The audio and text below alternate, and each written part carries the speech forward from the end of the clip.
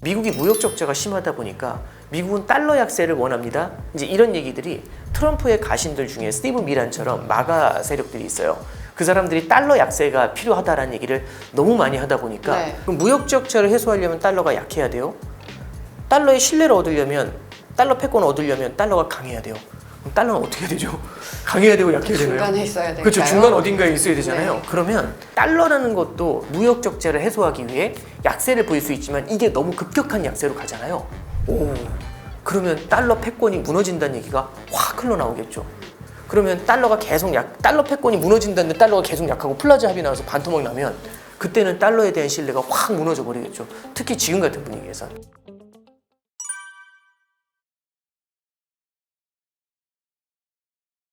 안녕하세요. 돈어리 아나운서 박하윤입니다.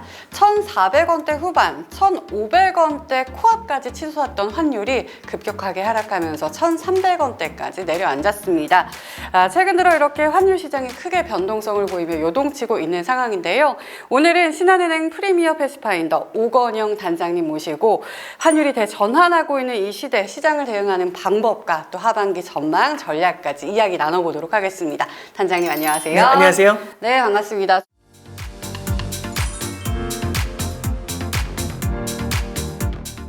최근에 환율의 대전환이라는 책을 출간을 하셨더라고요. 네네. 어떤 내용이 담겨져 있는 책인가요? 이게 약간은 긴 시 계열에서 좀 바라보는 거고요. 네. 일단 환율의 대전환이잖아요. 환율에는 그럼 어떤 타겟이 있냐? 원달러 환율이 있고요. 그 다음에 엔화 환율이 있고, 그 다음에 세 번째는 금 가격을 넣었어요. 그래서 달러하고 엔하고 금을 놓고 요 세 가지가 사실 과거하고 다른 패턴을 보인다, 이제 이런 내용을 담고 있는데, 아마 이제 많이 익숙하시겠지만 이제는 많은 분들이 해외 투자를 많이 하지 않습니까? 그러니까 뭐 서학개미도 있고 엔테크족도 있고 다양하시잖아요. 근데 이제 그런 분들이 항상 노출되는 게 이제 환위험에 노출이 돼요. 그럼 환위험에 노출이 되는 걸 어떻게 극복을 하느냐?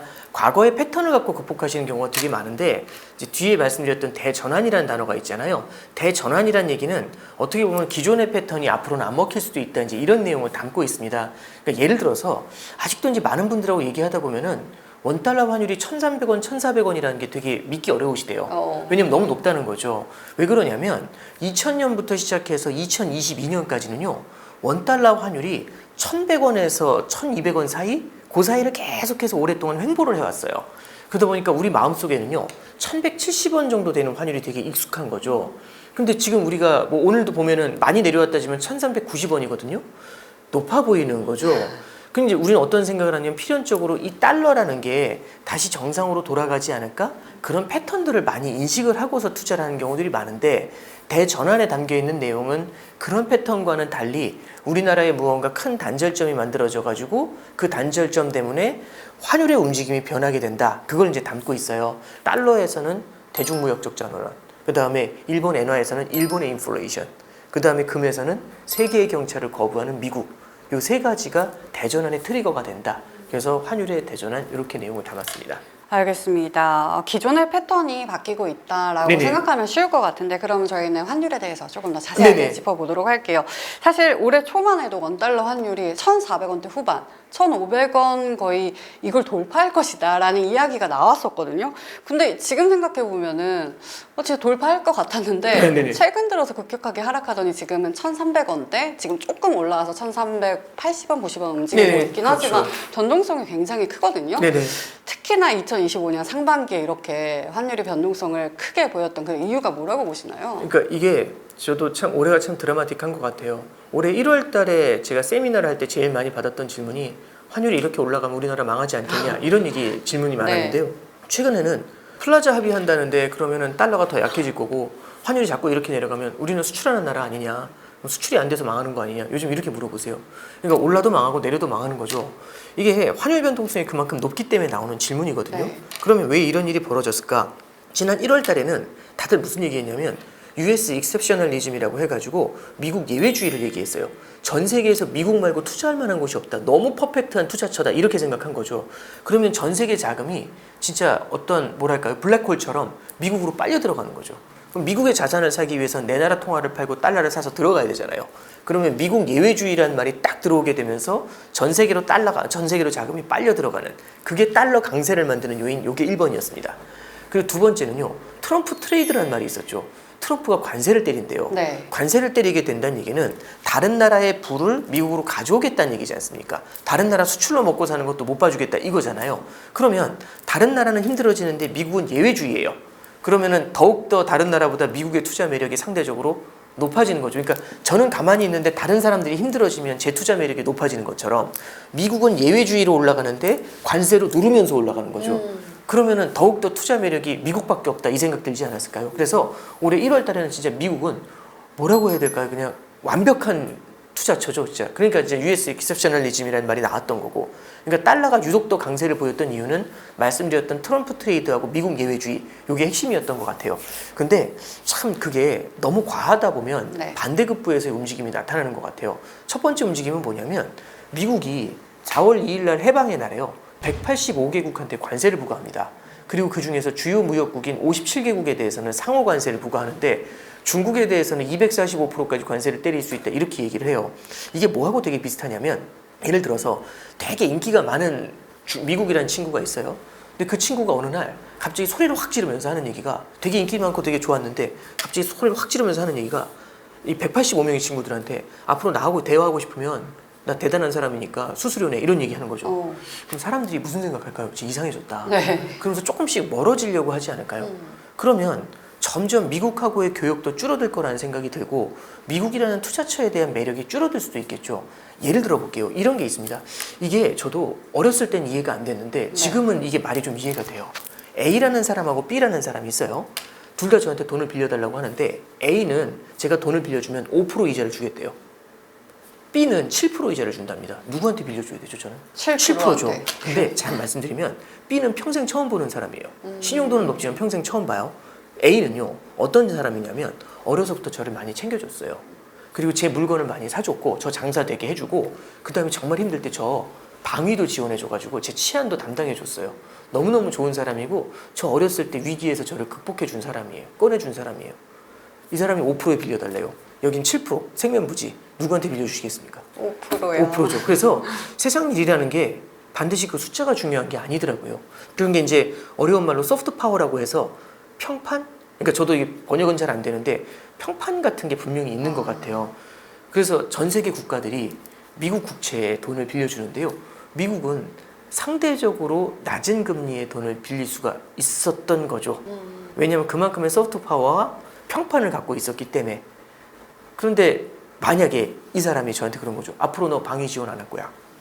앞으로 나하고 얘기하려면 수수료 내. 앞으로 너네 물건 안 사줄 거야. 그러면 동맹국 아니야. 뭐 이런 식으로 얘기하는 거죠.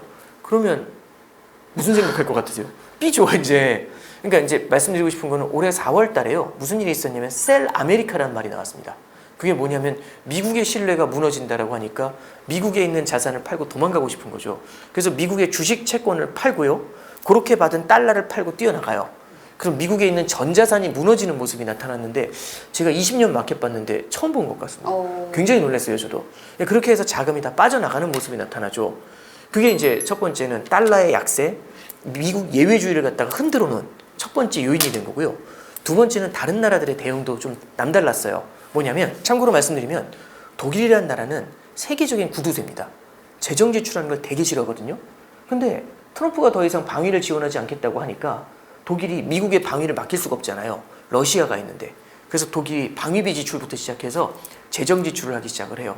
그러면서 유럽 경제가 결국에 돈을 쓰면서 경제가 올라올 것 같다. 그래서 미국만 성장하는 게 아니라 다른 나라의 성장도 나타날 것 같다. 이런 기대감이 생기는 거죠. 그러면서 이게 결국에는 환율이라는 건 자본의 이동인데 자본은 성장이 나오는 곳으로 이동하기 마련이에요. 그러면 미국 이외의 곳에서도 성장이 나올 것 같잖아요. 그래서 올해 초에 보시면 미국 증시뿐만 아니라 독일 증시도 되게 많이 오르고 했었죠. 그런 것들이 자본의 이동을 보여준 대표적인 케이스 중에 하나예요. 그리고 이제 마지막 하나 이제 말씀드릴 수 있는 거는 미국이 무역 적자가 심하다 보니까 미국은 달러 약세를 원합니다. 이제 이런 얘기들이 트럼프의 가신들 중에 스티븐 미란처럼 마가 세력들이 있어요. 그 사람들이 달러 약세가 필요하다라는 얘기를 너무 많이 하다 보니까 달러 값이 빠지는 상태에서 그 얘기가 들리니까 미국이 원하는구나 이런 생각이 들면서 달러를 더 밀어내린 요인들이 있겠죠. 그래서 이제 올해 상반기를 보면은 결국에는 미국 예외주의에서 셀 아메리카로 너무 이게 극에서 극으로 바뀐 네. 그런 상반기가 아니었나 그런 생각이 듭니다. 맞습니다. 방금 말씀하셨다시피 예외주의가 흔들렸다라고 네네. 말씀해 주셨잖아요. 그리고 또 최근에는 트럼프 대통령이 저희 우리나라의 관세를 8월 1일까지 네네. 유예시켰거든요. 네네. 이런 거 봤을 때 단장님께서는 현재 미국의 관세나 제조업 정책이 앞으로 환율에 어떻게 영향을 미칠 거라고 보시나요? 이게 결국에는 관세가 부과가 되잖아요. 근데 사람들이 생각할 때 이 관세라는 게 되게 부담스럽죠. 그래서 트럼프 행정부는요, 이 관세도 패키지를 해가지고 같이 붙여요. 그래서 방위비 협상하고도 붙이고요, 네. 환율 협상하고도 붙여요. 그래서 아마 지난 5월달 기억나실 거예요. 5월 초에 미중 간에 그렇게 첨예하게 대립을 하다가 뭔가 협상의 실마리를 찾았어요 하는 순간 위안화가 엄청난 강세를 보였고, 위안화하고 되게 비슷한 움직임을 보이는 대만 달러하고 원화가 강세를 보이면서 환율이 1,350원으로 순식간에 주저앉았거든요. 네. 그러니까 이제 이게 무엇을 의미하냐면 무언가 관세 협상이 진행된다는 얘기는 미국의 무역 적자 줄이는 데 합의를 해주고 있다. 이 얘기가 되는 거고, 관세율을 조금이라도 낮추기 위해서 환율도 원화 절상, 대만 달러 절상 이런 걸 받아들이면서 달러 약세를 용인해 줄 거야. 이 기대가 같이 형성이 되는 거죠. 그래서 이 관세 협상이 진행되는 과정에는요, 단기적으로는 결국에는 달러의 약세, 그 반대편에는 원화라든지 대만 달러, 위안화의 강세, 요거를 갖다가 이제 나타내 주는 겁니다. 그래서 무역 협상 이 과정에서는요, 결국에는 이제 달러 약세, 여기에 대한 기대감이 모락모락 펴져 나오면서 올해 하반기에도 달러 약세 압력은 마찬가지로 존재할 것 같다. 이렇게 일단 첫 번째 말씀드리고요. 근데 조금 요게 이제 중기적, 장기적인 관점이 있는데, 중기적인 건 이렇게 좀 보시면 될 것 같아요. 요번에 이제 저기 의약품에 대해서도 관세를 부과한다고 하는데 이렇게 얘기하더라고요. 바로 부과하는 게 아니라 네. 1년이나 1년 반 후에 부과를 한대요. 그럼 1년이나 1년 반 후에 부과를 한다. 그럼 사람들은 어떻게 움직일까? 투자자들은 어떻게 움직일까? 이렇게 보면은요, 우리나라 기업들 같은 경우도 그 유예 기간 동안에 미국에다가 무언가 공장 제조업 같은 걸 설치하는 게 관세를 맞지 않기에 가장 좋지 않을까요? 네. 그 관세율을 지금 이제 제가 본 게 버전이 100% 버전도 있고 200% 버전도 저도 있어요. 200% 버전 봤어요. 200% 관세를 부과하면 거의 공장 짓는 게 낫지 않을까요? 그러면 미국에 공장을 짓게 되는 거잖아요. 그 얘기는요, 결국에는 해외 투자를 미국에 하는 겁니다. 그럼 원래 우리나라에 머물러 있어야 될 달러가 해외로 나가게 되는 거죠. 나갈 때 원화를 팔고 달러를 사서 나가면 달러에 대한 수요가 인위적으로라도 늘어나게 되겠죠. 그리고 결국에는 중기적으로 제조업이 미국에 많이 생기게 되면은 미국의 제조업 경쟁력까지 올라오면 금융 경쟁력의 제조업 경쟁력까지 강해진다는 얘기는 달러 패권이 더 강해지는 모습을 만들어내겠죠. 그래서 중기적으로는 달러의 강세를 가리키지 않겠는가 그런 생각이 들고요. 근데 조금만 더 멀게 보면은 어떤 생각도 드냐면, 아까 전에 소프트 파워를 말씀드린 게 있어요. 평판이죠. 네. 평판이네 다 가져와 이러면 어쩔 수 없이 힘에 눌려서 가져가는 것도 있겠지만 속으로 무슨 생각할까요? 다른 생각을 하겠죠. 진짜 도저히 안 되겠다. 뭔가 다른 대안을 찾아야지. 요즘 보면은 유럽이 아세안 지역하고 협상을 하려고 해요. 교역을. 그리고 CPTPP라는 게 있거든요. 네. 그 CPTPP는요, 일본하고 영국하고 호주하고 베트남처럼 환태평양 국가들이 딱 모여있는 무역 공동체예요. 여기에 EU가 붙는데요. 그러면 유럽 국가들, 큰 국가들하고 일본, 호주, 베트남, 영국 이런 국가들이 붙는 거거든요. 칠레 이런 나라들. 그럼 굉장히 큰 공동체가 돼요. 그러니까 뭐냐면 미국 이외에 또 다른 무역의 카톡방이 생기는 거죠. 그럼 거기서 자기들끼리 교역을 하지 않을까요? 그럼 중장기적으로 보면은 미국 이외에 새로운 세력이 만들어진다는 건 미국을 견제하는 세력들이 커질 수 있는 룸을 주는 거잖아요. 그럼 그게 중장기적으로 미국한테는 좋은 얘기일까? 그거는 오히려 중장기적으로는 달러의 약세를 가리키는 요인도 되지 않겠는가?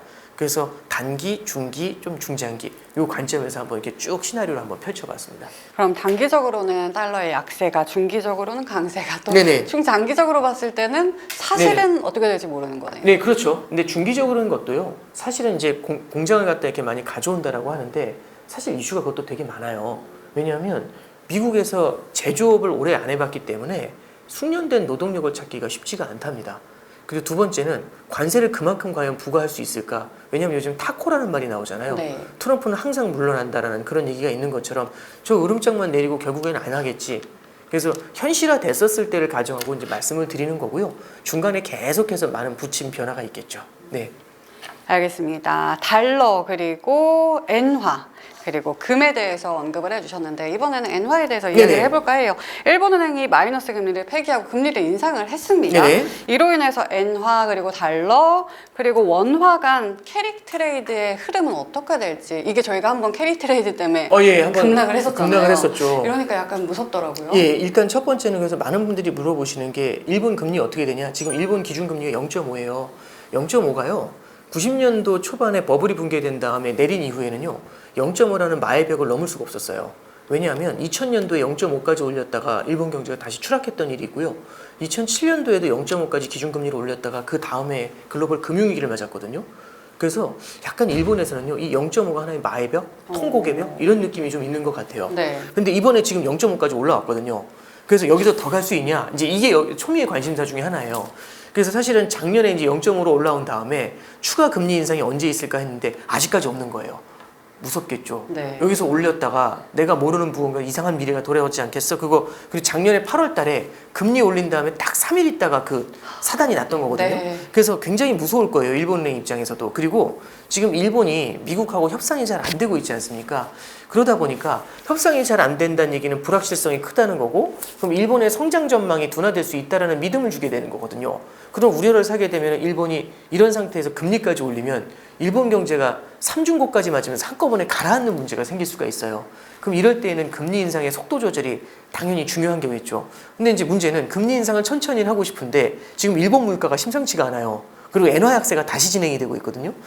그럼 이거 어떻게 하지? 딜레마에 빠져 있는 거예요.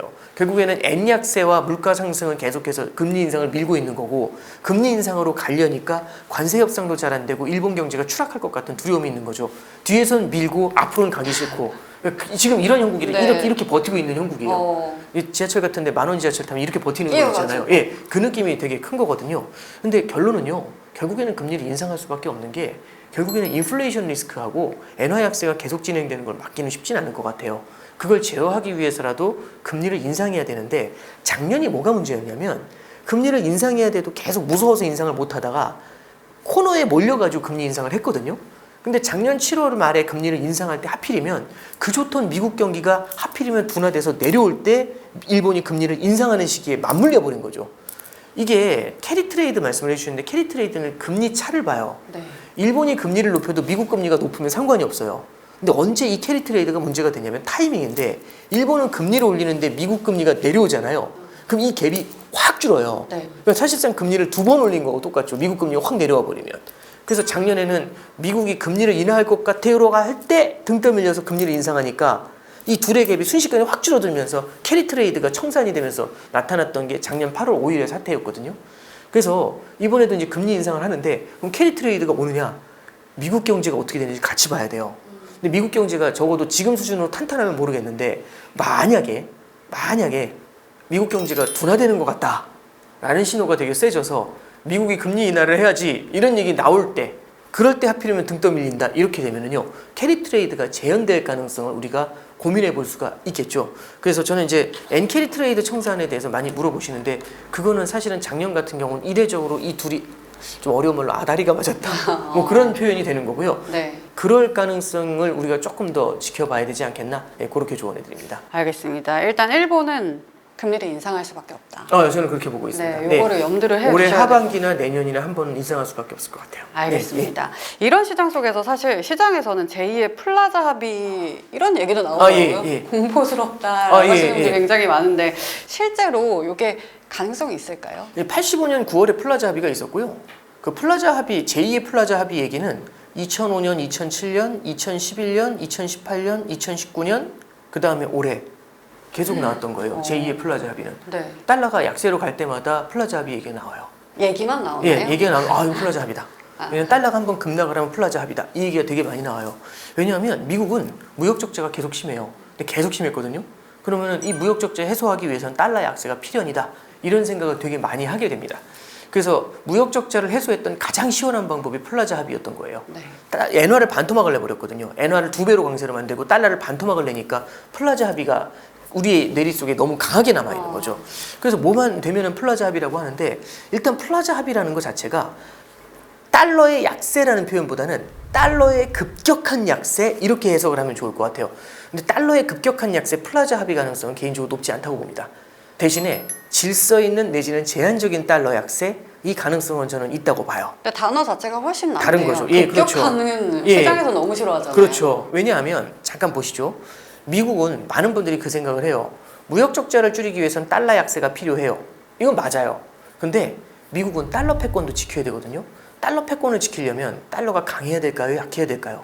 달러 패권, 달러의 신뢰를 얻으려면 강해야겠죠. 강해야죠. 그럼 두 개를 붙여보죠. 그럼 무역 적자를 해소하려면 달러가 약해야 돼요. 달러의 신뢰를 얻으려면 달러 패권을 얻으려면 달러가 강해야 돼요. 그럼 달러는 어떻게 해야 되죠?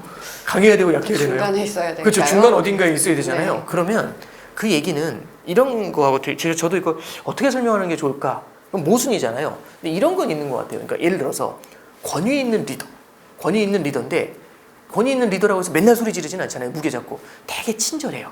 근데 되게 친절한데 그 사람이 권위가 있어. 이런 케이스들 있지 않습니까? 제일 좋은데요. 예, 그렇죠. 근데 보니까 평소에 되게 친절한데 선은 안 넘는 거죠. 그래서 카리스마는 있는데 또 되게 친절해요. 그럼 모순적인 게 서로 공존하는 거잖아요. 네. 근데 이제 선을 넘지 않는 한 그 카리스마를 지켜주는 거지 않습니까? 이거 말씀드리고 싶은 건 이제 빙빙 돌아왔지만 달러라는 것도 무역 적자를 해소하기 위해 약세를 보일 수 있지만 이게 너무 급격한 약세로 가잖아요. 그러면 달러 패권이 무너진다는 얘기가 확 흘러나오겠죠. 그러면 달러 패권이 무너진다는데 달러가 계속 약하고 플라자 합의 나와서 반토막 나면 그때는 달러에 대한 신뢰가 확 무너져 버리겠죠. 특히 지금 같은 분위기에선. 그러면은 미국 입장에서는 달러 패권을 지키는 게 중요하냐, 무역 적자를 줄이는 게 중요하냐라고 한다면 둘 중에서 선택을 강요당한다면 당연히 달러 패권을 택하겠죠. 그래서 말씀드렸던 게 플라자 합의 같은 달러의 폭력적인 약세 이런 거는 미국도 용인하기 되게 어려워요. 대신에 무역 적자를 줄이기 위한 제한적인 질서 있는 달러의 약세 요건 아마 미국이 바라는 바가 되지 않을까 생각은 하고 있습니다.